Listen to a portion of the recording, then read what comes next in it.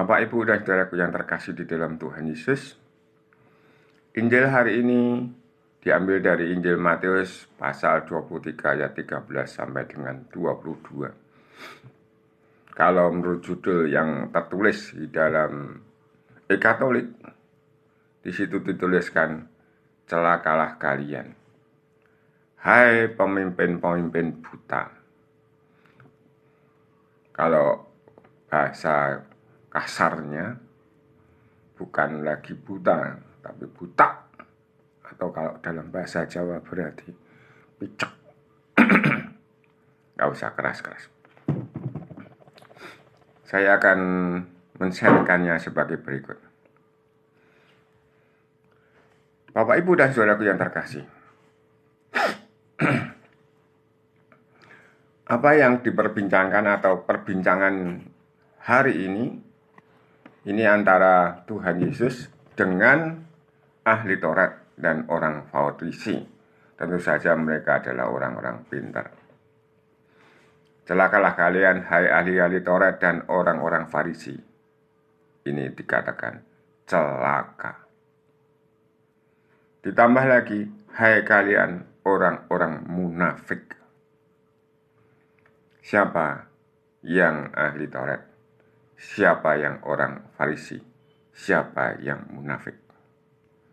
Apa yang terjadi pada 2000 tahun yang lalu tetap saja masih terjadi pada hari-hari ini, dan kita merasakannya dalam kehidupan kita. Lanjutannya adalah, karena kalian menutup pintu kerajaan surga di depan orang.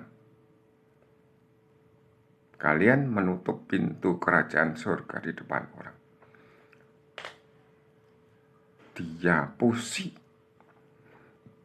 Sebab kalian sendiri tidak masuk dan kalian merintangi mereka yang berusaha masuk. Ada banyak ajaran yang tidak memperbolehkan orang untuk membaca kitab suci, Injil, Alkitab kita, supaya tidak tahu, supaya tidak ikut menjadi orang Kristen, supaya tidak ikut menjadi orang Katolik. Ini sudah terjadi lama sampai hari ini. Selanjutnya, celakalah kalian, hai ahli-ahli Taurat dan orang-orang Farisi dan orang-orang munafik semestinya. Sekali lagi, mereka menelan rumah janda-janda. Coba perhatikan kiri kanan Bapak, Ibu, dan saudaraku yang terkasih. Ada tidak tanah rumahnya janda atau pekarangan janda diambil alih, dibeli oleh orang-orang yang notabene adalah orang-orang pintar, orang-orang yang baik kelihatannya, orang-orang yang rohani, dengan harga yang sangat tidak pantas. Perhatikan, sementara mengelabui indera orang dengan doa yang panjang-panjang. Bapak, Ibu, dan saudaraku yang terkasih pasti bisa menilai, bisa memberi semacam ciri-ciri orang yang munafik. Kalau saya mengatakan orang yang munafik itu salah satunya adalah pinter omong ngapusi. Sebab itu kalian pasti akan menerima hukuman yang lebih berat. Ini hukumannya lebih berat, menelan rumah janda-janda. Wong cilaka, wong rekoso masih direkasake. Selanjutnya, celakalah kalian, hai ahli-ahli Taurat dan orang-orang Farisi. Hai kalian orang-orang munafik, sebab kalian mengarungi lautan dan menjelajah daratan untuk mentobatkan satu orang saja menjadi penganut agamamu.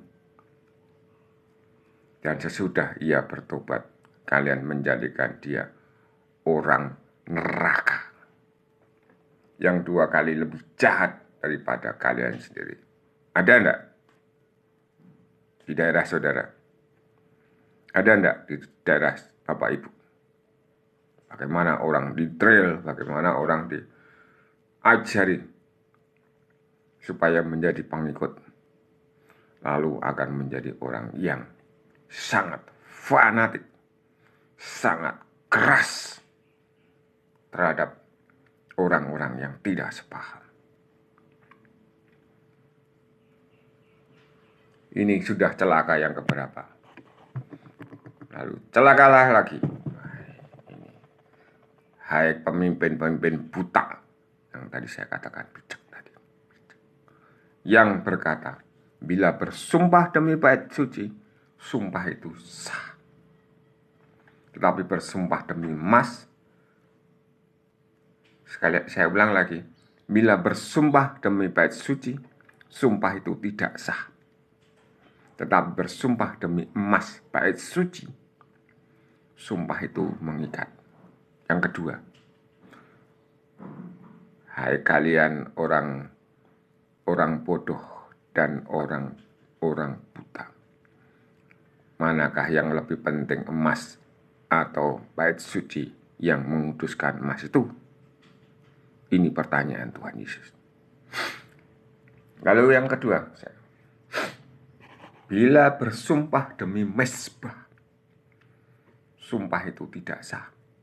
Tetapi bersumpah demi persembahan yang ada di atasnya, sumpah itu mengikat. Lanjutan apa yang dikatakan Tuhan Yesus? Hai kalian orang-orang buta, manakah yang lebih penting, persembahan atau mezbah yang menguduskan persembahan itu?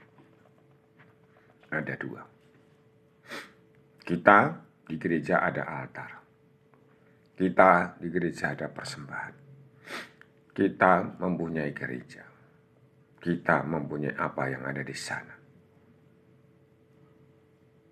Ini ada emas, ada bait suci, ada mezbah, ada persembahan. Keterangan lanjutannya yang untuk memperjelas itu adalah, karena itu barang siapa bersumpah demi mezbah, altar saja, ia bersumpah demi mezbah dan juga demi segala sesuatu yang terletak di atasnya. Berarti persembahan itu termasuk. Dan barang siapa bersumpah demi bait suci, ia bersumpah demi bait suci dan juga demi Dia yang diam di situ. Dan barang siapa bersumpah demi surga, ia bersumpah demi tahta Allah dan juga demi Dia yang bersemayam di atasnya.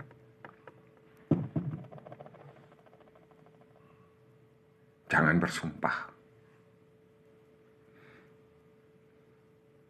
kalau hanya untuk nipu-nipu.